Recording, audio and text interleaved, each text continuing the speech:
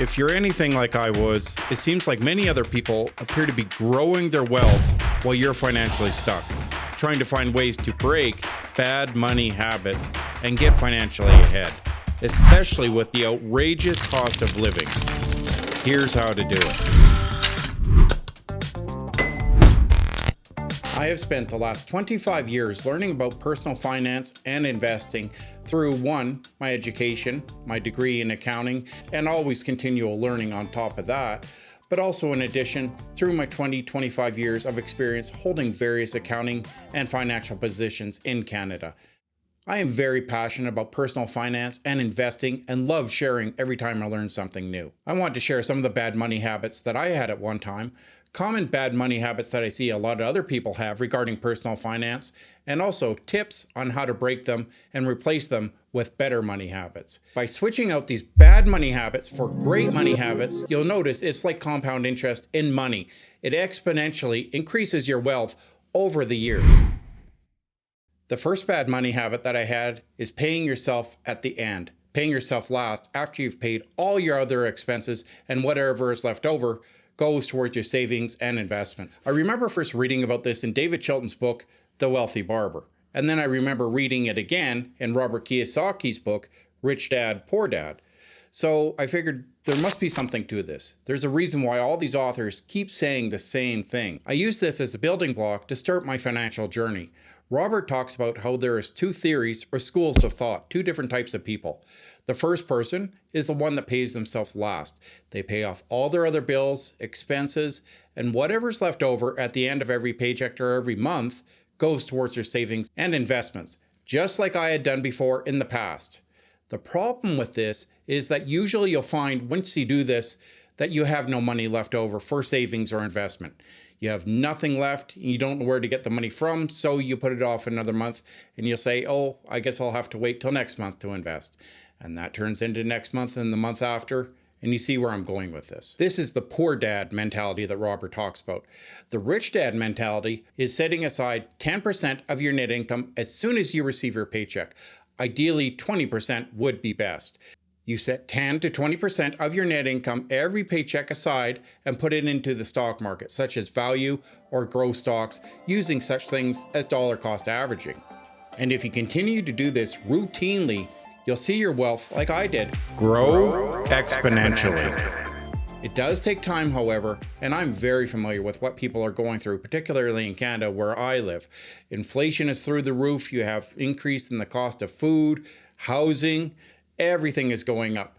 However, if you never find the time to set aside that 10 to 20% of your net income and learn about investing, you'll never find the time. It'll eventually never come and never hit you, and you'll always be wondering, well, I should have started 5 years ago, 10 years ago, and eventually you'll never get around to it. By forcing yourself to routinely set aside a certain portion of your paycheck every month, it will be well worth the investment. If you keep going down this path of waiting till next year and the year after, the chances of you ever doing it, the likelihood quickly diminishes. The second bad habit that I had to force myself to do is create a budget and start tracking my expenses.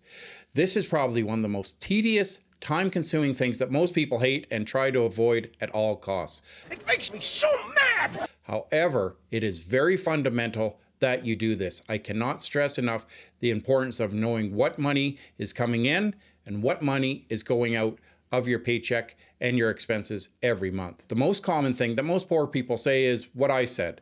Well, I just need to make more money. But when they're questioned, okay, exactly how much more do you have to make? They have no idea. These are the absolute best top 6 personal finance, investing, and budget trackers on the market today as of 2023-2024. I've selected a great variety of them for you to look at and pick and choose from regarding your own personal financial situation. No one would trust a CEO who didn't know his own company on what they were spending and what their income sources were each and every month, how much the company was producing in revenue, and what their operational expenses would be. So this is the same situation. Well, you are the CEO of your personal finances, and it's mandatory that you sit down about every 3 months and track your financial spending habits and assess your financial situation. If you're enjoying this video, please hit the like button and perhaps leave me a comment. Tell me what you liked about it. Much appreciated. The third bad money habit that I had is getting comfortable with bad debt. Many people are so accustomed to debt that they rely on it to pay for Christmas presents or monthly bills, or even for their emergency fund if the need arose and they had, say, a breakdown on their car. They'll dip into credit to pay for monthly car or home repairs that are needed because they have not taken the time to set that emergency fund aside for this purpose. Many people are relying on an ever-revolving cycle of debt to help them pay their monthly expenses each and every month, not fully understanding the total impact that this is having over the long-term finances. This mentality is keeping them in the poor or middle class and preventing them permanently from rising above to the upper class, because something that costs, say, $100 in the long run costs anywhere from $150 to $200. 50% to 100% more than the original cost. Imagine you see a sweater that you purchased that's on sale for $120, so you buy it and pay for it on credit. However, it takes you 5 years to pay off the full cost of this sweater, which ends up costing you $183, $63 in interest, or over 50% increase from the original cost you're intending to pay. So this sweater ended up costing you 50% more, and you probably never would have bought it. But you have to understand the full impact of what credit card interest does to your finances. Credit card companies and banks even don't want you to read the fine print and really think about these personal finances. Because that's how they make their money. They want to keep you spending and not really assessing your financial situation. They want to keep you ignorant to the full costs associated with all of this debt that you're accumulating. Name of the game, move the money from your client's pocket into your pocket. Hey, if you're enjoying this video and you feel like you're getting something out of it, do me a favor and hit the like button, as it tells the YouTube algorithm I made a pretty good video that's decent and people enjoy watching. Also, consider subscribing if you want to learn about personal finance and investing from a 20-year corporate accountant. The fourth bad money habit that I had was not having an emergency fund. Many people are familiar with this, but it's underrated on the importance of it. If you have an unexpected but necessary expense such as home or car repair that just comes up and you have to pay for it quickly, this is such a great thing to have to act as a buffer for your personal finances. You ideally want a stockpile of 3 to 6 months set aside in an easily accessible account, such as a high yield savings account, and you don't want it tied up in, say, the stock market. You want to be able to easily access that cash if, say, a health emergency arises, and you can access the money quickly, easily. You know it's there. You don't have the mental anguish and worry about wondering if something happens, how you're going to come up with that payment. All right, let's just stay calm here. You have it set aside just in case a needed emergency ever arises. If you feel like there's something I may be left off this list, let me know in the comments below, as there's so many variables that can be taken into account regarding improving a person's financial situation. The fifth bad money habit that I had is not having the proper money mindset. Now, I'm not trying to get all philosophical, weird, and crazy on you, but this is a real thing. If you're mindful of your expenses, just those little things such as not giving in to impulse. When you go to the store, you're like, well, I really like that, but do I actually need it? Do it. Do it now. And just that hesitation and stopping and thinking, contemplating your situation, you say no, all those little choices and decisions add up over a number of years. In the past, I go out for dinner, drinks with my friends at night, go out to bars, clubbing, and I was the one buying rounds of drinks for everybody.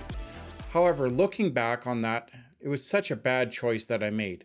It's nothing wrong with going out, socializing, having fun at times, but buying rounds, trying to be the big shot, flaunting my wealth, showing my income, how much money I had. In the end, 10, 20 years later, I look back on it and I really thought to myself, why am I making these decisions? Is it to gain friends and popularity, to show off, or am I also compensating for something else, such as, say, my job? I'm unhappy at work, so on the weekends you go home, you buy something because, well, I deserve this. The long hours, the stress, the deadlines I put in, I've earned this. Eventually you find that no amount of money will ever help you compensate for that. If you're feeling stressed at your job or you need rewards continually for the hard work and effort you put in, it's time to identify the problem and not just the symptoms that you're treating with money and buying, purchasing on impulse. Eventually you realize, like I did, all that money and materialistic things will only cover up the problem. it won't really deal with the problem and this situation. That's why you hear and see so many videos and articles about why I quit my 6-figure job. Because so many people realize later on that, well, no amount of money will compensate for a toxic work environment, a bad boss, stress and deadlines continually having to be met. You're far better off and happier channeling all that energy in towards a side hustle or something you're passionate about on the side to earn extra income. Bad money habit number 6, not investing, and not investing early enough. Everybody was familiar and see all those videos out there saying, start investing as early as possible, compound interest. Well, it's actually true. If I had started investing in my 20s, I'd be in a far different position than I am now.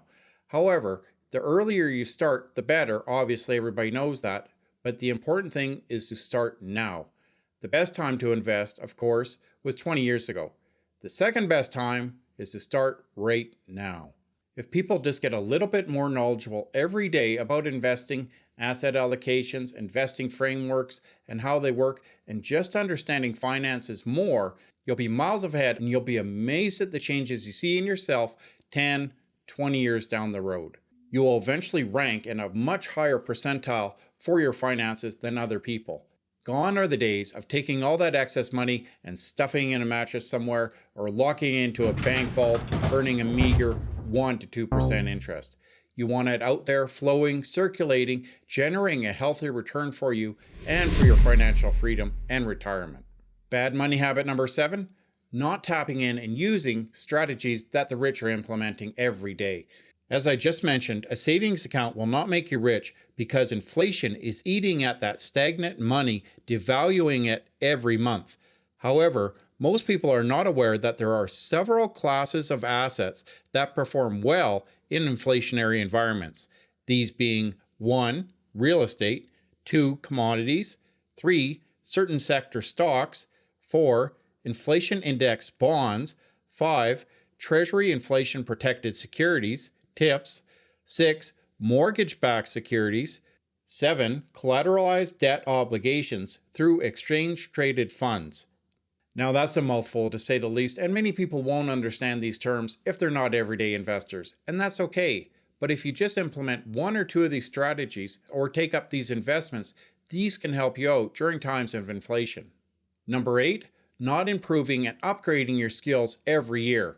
Many people just fail to take action, don't take risks, and just aren't being bold. Your time and energy is limited, just as mine is. So we want you investing your time and energy into things that generate substantial returns and not marginal returns. It's probably not the greatest idea to work a few extra hours every week when the payoff could be only a small incremental raise, if that, hoping and praying that the boss will one day notice and you'll maybe see a 1/10 of all the effort and time you put in. You're much better off channeling that energy in towards something that you believe in, perhaps a side hustle, like I just said. Completing a few common, mundane, everyday reports that everybody sees at work, everybody's familiar with, or say completing a few small projects on the side won't get you ahead as much as, say, learning 1 or 2 courses on your own at home and then asking for more money at work or a promotion on top of that. Take my profession, for example. I'm much better off learning Power BI, say, and Microsoft Dynamics, and then going to my employer and showcasing those skills, than completing a few small reports and crossing every T, dotting every I, and saying, oh, I got a little bit of extra work done. You're far more likely to get ahead and get noticed in the workforce if you have skills that other people don't have. The 9th bad money habit, not understanding taxes. Now, being an accountant, I do understand taxes, but tax planning is something that many people don't think about and don't really plan for. They just say, okay, I've earned my income, I'll pay whatever tax I have, but not taking into account the advantages of legally planning your taxes and understanding the great benefits they can reap from this. A great example is me as a content creator. I know that many of these expenses, the film editing, the software, the camera gear, all of this can be deducted from the income that I earn. So another great example of this for you is to max out any employer-related contributions to, say, RRSP, Roth IRA, or any personal RESP contributions that you can make towards your children. There are huge tax savings advantages in investing in these programs. The 10th bad money habit that I had was not having clear goals, targets, and proper planning into what I want to achieve. Having goals is great, it's good. But having a target and setting expectations is even better. The absolute best thing, however, is the execution and proper planning when you're actually doing and carrying forth what your goal and objective is, and actually taking action. A good plan executed today is far better than a perfect plan executed tomorrow.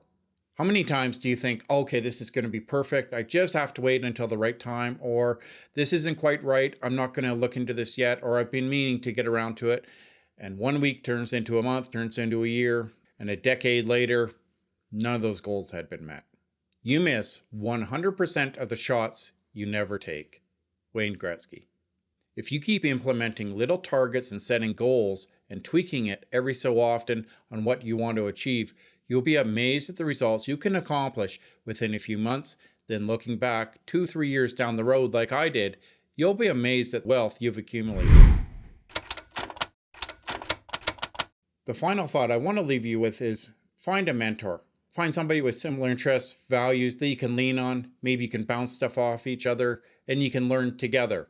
Having somebody who's already gone down the path and accomplished what you want to accomplish yourself is great, but if you can't, and you find a coworker, a friend, a family member, a relative that maybe is along the same lines as you, either you can bounce stuff off each other, learn from each other's mistakes, or if you find a mentor, that's even better because they can pass on the knowledge they've accumulated as well.